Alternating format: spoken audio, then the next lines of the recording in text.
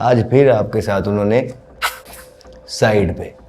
আমি তোমাকে ভালোবাসি বলে বলে বাংলাদেশ পাকিস্তানকে সাইডে নিয়ে গিয়ে কিছু একটা করে দিচ্ছে। হ্যাঁ, আপনারা ঠিকই বুঝেছেন। কি বোঝাতে চেয়েছেন আহমেদ শেহজাদ? তিনি বোঝাতে চেয়েছেন পাকিস্তানকে সাইডে ডেকে নিয়ে বাংলাদেশ কি করে দিচ্ছে। এটা আমি খোলাখুলি বলতে পারছি না, কারণ ইউটিউবের রেস্ট্রিকশন আছে। তবে আহমেদ শেহজাদ পাকিস্তানি ক্রিকেটারদের, পাকিস্তানি ক্রিকেট বোর্ডকে যে পরিমাণ তোলাধুনা করেছেন, যে পরিমাণ ধুয়ে দিয়েছেন নিজের ইউটিউব চ্যানেলে, এবং তিনি বলেছেন পাকিস্তান ক্রিকেট শেষ হয়ে গেছে, তার এই কড়া ভাষার জবাব পাকিস্তান ক্রিকেট বোর্ড নিতে পারবে কিনা আমার জানা নেই। তিনি বলেন, বাংলাদেশ আমাদের ঘরে ডেকে টানা 5 দিন ডমিনেট করেছে।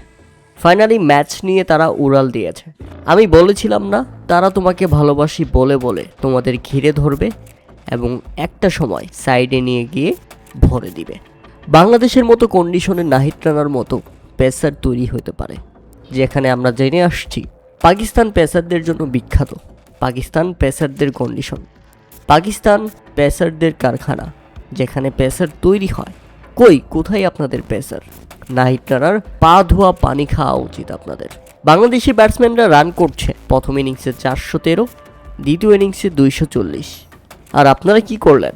প্রথম ইনিংসে 386 এবং দ্বিতীয় ইনিংসে মাত্র 163। লজ্জা হওয়া উচিত। আপনাদের জন্যই পাকিস্তান ক্রিকেট আজ মৃত্যুবরণ করেছে।